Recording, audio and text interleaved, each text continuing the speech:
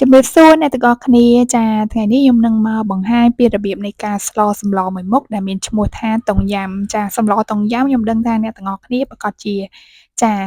ដឹងពីរសជាតិចាហើយដឹងពីរបៀបនៃការស្លដូចគ្នាអញ្ចឹងប៉ុន្តែគ្រាន់តែថាគ្រួសារនីមួយៗតែងតែមានទំនៀមទម្លាប់របៀបនៃការស្លនឹងតិចនិចខុសគ្នាបន្តិចបន្តួចអញ្ចឹងណាអញ្ចឹងថ្ងៃនេះខ្ញុំនឹងមកបង្ហាញពីរបៀបនៃការស្លរបស់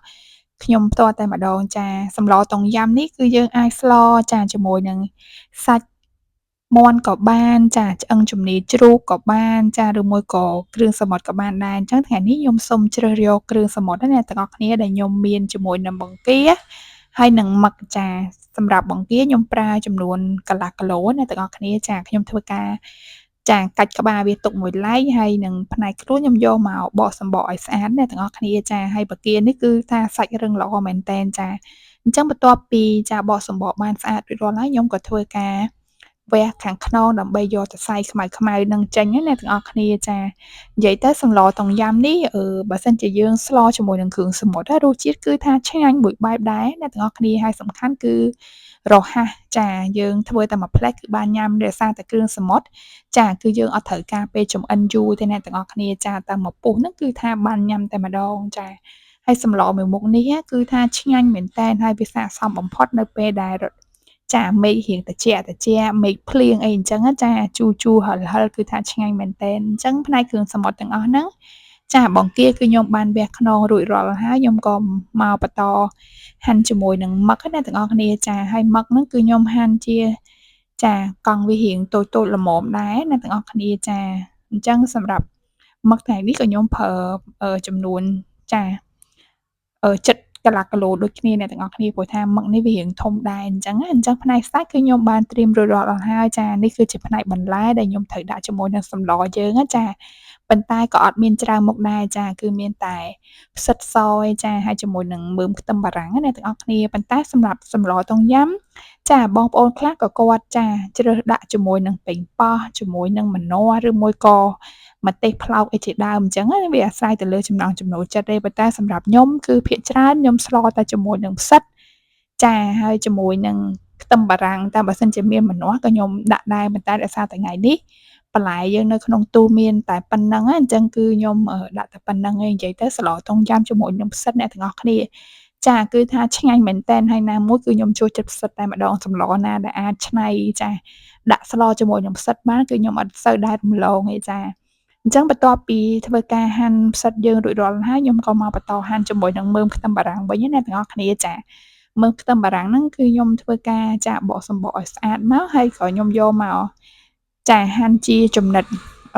ល្មមដែរអ្នកទាំងអស់គ្នាមិនក្រាស់ពេកហើយក៏មិនស្ដើងពេកដែរហើយសម្រាប់គឺមើមខ្ទឹមបារាំងហ្នឹងគឺខ្ញុំប្រើចំនួន1ផ្លែតែម្ដងណាអ្នកទាំងអស់គ្នាចាអញ្ចឹងបន្ទាប់ពីធ្វើការត្រៀមហាន់ជាមួយបន្លែយើងរួចរាល់ខ្ញុំក៏ធ្វើការលាងសម្អាតចាបន្លែយើង3-4ទឹកឲ្យស្អាតល្អមកគឺជាការរួចស្រេចអ្នកទាំងអស់គ្នាសម្រាប់ផ្នែកសាច់ក៏ខ្ញុំបានត្រៀមរួចរាល់ហើយជាគ្រឿងផ្សំផ្សេងៗគឺយើងមានដូចជាចាគល់ស្លឹកគ្រៃស្លឹកក្រូចម្ទេសក្រហមជាមួយនឹងដុំស៊ុបតុងយ៉ាំហើយយើងមានក្រូចឆ្មាចាខ្ទិះដូងជីនាងវងនិងស្លឹកជីរណាអ្នកទាំងអស់គ្នាអញ្ចឹងខ្ញុំក៏ធ្វើការចម្អិនតែម្ដងខ្ញុំបានចាក់ចាក្បាលបង្គាយើងចូលទៅក្នុងឆ្នាំងចាហើយធ្វើការរំលីងវាឲ្យឡើងក្លិនឈ្ងុយហើយឲ្យវាចេញជាតិពីក្បាលបង្គានឹងចាសិនហើយសឹមបាទខ្ញុំដាក់ទឹកចូលទៅអ្នកទាំងអស់គ្នាចាគ្រាន់តែលីងប៉ុណ្ណឹងគឺថាជះក្លិនឈ្ងុយមកតែម្ដងអ្នកទាំងអស់គ្នាចាអញ្ចឹងខ្ញុំក៏បានចាក់ទឹកយើងចូលតែម្ដងអ្នកទាំងអស់គ្នាចាទឹកនោះប្រហែលជាជិត1លីត្រដែរចាអញ្ចឹងឥឡូវយើងបន្ទាប់ពីថែមទឹកចូលទៅក្នុងក្បាលបង្គាដែលយើងបានឆាអំបាញ់មិញហើយគឺយើងដាក់គ្រឿងផ្សំផ្សេងទៀតមានដូចជាគល់ស្លឹកគ្រៃខ្ទឹមក្រហមជាមួយនឹងស្លឹកក្រូចតែម្ដងណាទាំងអស់គ្នាចាហើយនេះគឺដុំស៊ុបតុងយ៉ាំចាគឺអត់មានគឺថារសជាតិស្លហ្នឹងគឺថាអត់ចេញតុងយ៉ាំទេណាទាំងអស់គ្នាចាអញ្ចឹងគ្រឿងផ្សំបន្ទាប់គឺមានចាប៊ីចេងចាជាមួយនឹងអំបិលហើយជាមួយនឹងទឹកត្រីដែរចាទឹកត្រីហ្នឹងដាក់ចំនួន3ស្លាបព្រាបាយព្រោះដោយសារតែដុំស៊ុបយើងក៏រាងមានជាតិនៅក្នុងហ្នឹងស្រាប់ដែរអញ្ចឹងបន្ទាប់ពីទឹកចិត្តពុះខ្ញុំក៏ធ្វើការបង់បន្លែផ្សិតយើងចូលតែម្ដងណាទាំងអស់គ្នាហើយជាមួយនឹងគ្រឿងសមុទ្រហ្នឹងចាពេលដែលវាពុះដំណើរគ្នាគឺស្លយើងគឺឆ្អិនតែម្ដងចាវាអត់ប្រើពេលយូរក្នុងការ ស្លទេចា គឺរហ័សងាយៗចា ហើយសម្រាប់រសជាតិវិញគឺថាឆ្ងាញ់ខ្លាំងមែនទែនចា ហើយនេះគឺជាខ្ទិះដូងដើមណាអ្នកទាំងអស់គ្នាខ្ញុំក៏បានបន្ថែមចូលបន្តិចដែរដើម្បីបង្កើនរសជាតិសម្លយើងឲ្យកាន់តែឆ្ងាញ់ណា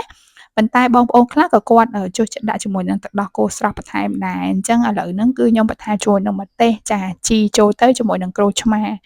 ចាអញ្ចឹងសម្លមួយមុខនេះគឺរួចរាល់ហើយអ្នកទាំងអស់គ្នានិយាយពីថារសជាតិវិញថាជូរចានិយាយទៅគឺថាឆ្ងាញ់ឈ្ងុយចាតែម្ដងហើយសម្រាប់វិធីធ្វើខ្ញុំគិតថាក៏វាអត់មានអីពិបាកដែរសាមញ្ញប៉ុន្តែឆ្ងាញ់ហើយងាយស្រួលក្នុងការចម្អិនមែនទែន